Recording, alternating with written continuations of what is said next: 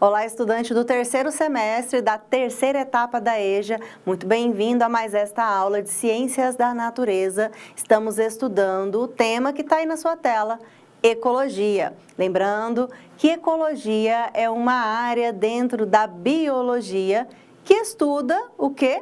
Os seres vivos, a relação entre eles e a relação deles com o ambiente, tá? Então, praticamente esse nome, se a gente for pegar ali a origem etimológica da palavra, né? Então, ecologia vem de oiko, que significa casa. Logia vem de logos, que significa estudo. É o estudo da casa, ou seja, o estudo do habitat, o ambiente onde nós encontramos os seres vivos.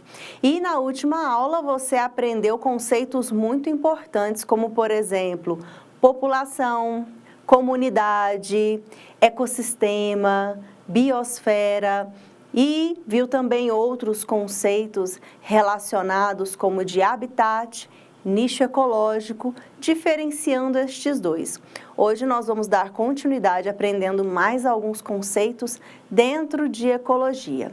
Então, considerando que os seres vivos se relacionam e a ecologia se ocupa do estudo, né, entre estas relações, existem relações que são alimentares e vamos chamar estas relações de cadeias alimentares, que nós podemos definir como sendo uma série linear de organismos pela qual flui a energia originalmente captada pelos seres autotróficos, fotossintetizantes e quimiosintetizantes. Como assim? Resumidamente, é uma sequência de seres vivos onde um serve de alimento para o outro. E por alimento se entende energia. Quando nós nos alimentamos, estamos buscando uma fonte de energia para o metabolismo. Existem organismos que conseguem produzir a própria matéria orgânica energética, como, por exemplo, as plantas que fazem fotossíntese. A fotossíntese é um meio de produção de carboidratos, e são os carboidratos que fornecem energia para o metabolismo destes organismos. As plantas, as algas fazem isso também.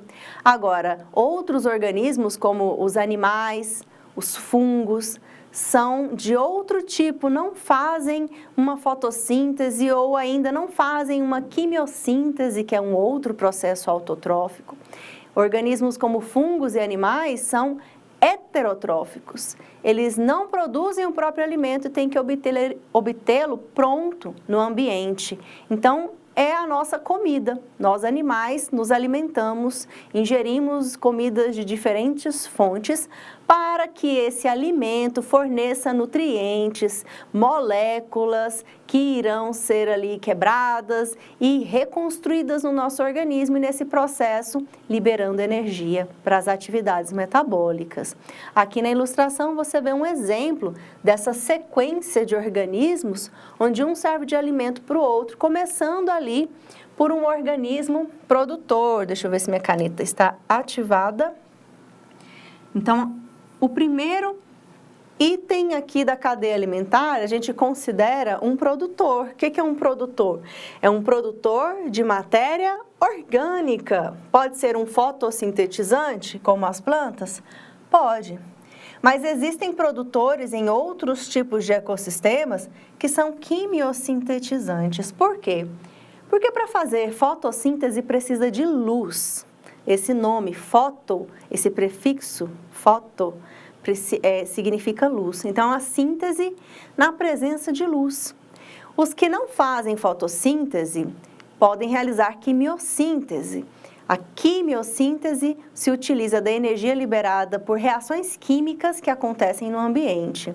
Exemplos de organismos que fazem quimiossíntese, a maioria deles são bactérias, tá? Então, algas e plantas são fotossintetizantes. Bactérias que podem viver no solo, por exemplo, ou dentro do organismo de outros animais, ou na água, ou em ambientes extremos, né? Lá em fontes vulcânicas, submarinas, de altas temperaturas e acidez, são organismos que fazem quimiossíntese, ou seja, eles conseguem produzir matéria orgânica que lhes fornecerá energia na ausência de luz, utilizando outras reações químicas, tá? Então, Só aí, para a gente começar, né, para entender o que é um produtor, o produtor ele vai variar de um ecossistema para outro, né? Então, com isso você já sabe que nem todo produtor será uma planta, mas todo produtor ele produz matéria orgânica. Nesse caso aqui do exemplo, é planta, né? Ali é um capim, uma grama, que está sendo indicado aqui, né, que está recebendo uma luz solar, então ele faz fotossíntese. Quem se alimenta do produtor é chamado de consumidor primário. Aqui no exemplo, me parece um grilo ou um gafanhoto, né? Então, esse inseto que se alimenta da planta diretamente, ele é o consumidor primário. Muitas vezes, o consumidor primário, ele é um herbívoro, né? Aquele organismo que se alimenta exclusivamente de matéria vegetal. Por exemplo, uma vaca é um animal herbívoro, tá? Existem muitos insetos que são herbívoros e alguns comem tanto plantas quanto material de origem animal. Estes aí são chamados de onívoros. Inclusive, o ser humano é um organismo onívoro. Quer dizer, come de tudo, então come de origem vegetal, come de origem animal. Então, a carne é de origem animal, a salada, né, feita ali de alface, tomate e o que mais você colocar de vegetais, né? Então, a gente pode assumir ali a posição na cadeia alimentar de consumidor primário ou de consumidor secundário, que é o caso aqui desse sapo. O consumidor secundário, ele se alimenta do consumidor primário. Ele pode ser, muitas vezes, carnívoro ou, como eu disse, onívoro. Nesse caso aqui, temos um consumidor terciário. Esse aqui é exclusivamente carnívoro, tá? Então, aqui temos uma serpente. As serpentes têm na sua alimentação anfíbios, tá? Então, um sapo é um anfíbio. O sapo se alimenta de insetos, como por exemplo o gafanhoto, mas o sapo serve de alimento para serpentes. Existe algum animal que se alimenta de serpentes? Se for, vai ser um consumidor quaternário, e nesse caso aqui ele é o consumidor final.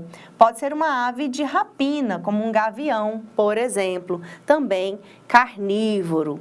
E percebe então? A energia vai fluir do produtor para o consumidor final. E o que acontece ao longo da cadeia alimentar? A energia vai se perdendo ao longo dos níveis, que nós chamamos de níveis tróficos. O produtor ocupa o primeiro nível trófico, consumidor primário, o segundo nível e assim sucessivamente. A energia ela tende a diminuir, ela vai sendo perdida ao longo desse processo também na forma de calor. E tudo isso aí que eu citei, esses organismos, eles podem eliminar partes de si, por exemplo, dejetos, eles podem morrer.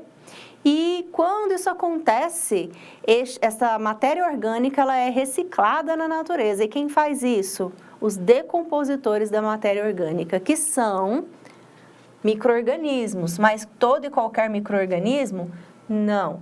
São os fungos e bactérias, que têm a condição de fazer essa reciclagem de nutrientes na natureza. Então, posto assim, os produtores, eles estão ali como o primeiro componente da cadeia alimentar. Então, aqui temos dois exemplos, uma cadeia alimentar terrestre e uma aquática, marinha, provavelmente, tá? Então, o primeiro componente da cadeia alimentar são produtores. Aqui, nesse exemplo, é uma planta. Aqui, neste exemplo, é o fitoplâncton, tá? O que é o fitoplâncton? Tá? O plâncton em si, de modo geral, é formado por organismos muito pequenos que vivem à deriva na água oceânica, tá? Então, eles podem fazer fotossíntese. Quando eles são fotossintetizantes, são as algas microscópicas, eles são chamados de fitoplâncton ou simplesmente plâncton. O fitoplâncton, então, por fazer fotossíntese, está ali na base da cadeia alimentar marinha. E aí, depois, quem se alimenta do produtor é normalmente no caso da terrestre aqui, um herbívoro, É o consumidor primário, aqui é o exemplo dado, é um zooplâncton, como eu disse, né? O plâncton, de modo geral, são organismos muito pequenos, à deriva na água oceânica. Se fazem fotossíntese, são fitoplâncton. Se não fazem fotossíntese, são heterotróficos, eles são chamados de zooplâncton. E muitas vezes se alimentam do fitoplâncton.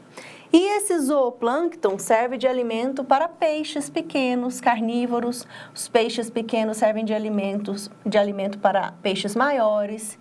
Peixes médios e grandes podem servir de alimento para mamíferos, como por exemplo a baleia. E só uma curiosidade, né? A gente chama esse animal aí de baleia assassina, mas na verdade é um tipo de golfinho, né? E do outro lado, aqui o inseto pode ser consumido por um roedor. Esse roedor, ele pode ser consumido por uma serpente. A serpente, novamente, aqui pode ser consumida por uma ave de rapina. Então, você tem aí, paralelamente, né, a comparação entre duas cadeias alimentares, uma terrestre e uma aquática, onde são postos os produtores primários, consumidores secundários, consumidores terciários e até o consumidor quaternário. Então, toda a cadeia alimentar tem 3 componentes: produtores, consumidores e, por fim, decompositores, que são fungos e bactérias. E aqui os níveis tróficos que eu havia mencionado, né? Cada um dos elos de uma cadeia alimentar pertence aí a um nível trófico. Os produtores estão sempre no primeiro. Os consumidores depende, né? Se eles forem primários, no segundo nível trófico, secundários, no terceiro, e assim sucessivamente. E o último nível trófico ocupado pelos decompositores, como vocês podem ver aí na ilustração. Tá? E outra coisa importante a se observar, né, que eu já disse e reforço, a energia que flui na cadeia alimentar, ela é dissipada ao passar pelos níveis tróficos, né? Então, a maior energia provém aqui, do Sol. O organismo que concentra a maior energia são os produtores. A energia flui em um único sentido na cadeia alimentar, sendo que o último nível trófico é o que aproveita um nível menor de energia. Veja que a energia vai sendo perdida ao longo da cadeia alimentar. Quando a gente tem mais de uma cadeia alimentar, a gente tem o que chamamos de teias alimentares. Olha só, parece uma teia de aranha mesmo. São vários organismos, né, vários animais e plantas e insetos, onde ora um serve de alimento para o outro, ora esse outro ali é o predador. Então temos ali diferentes relações ecológicas acontecendo, né, de predador e presa, e a gente vai estudar isso inclusive numa próxima aula.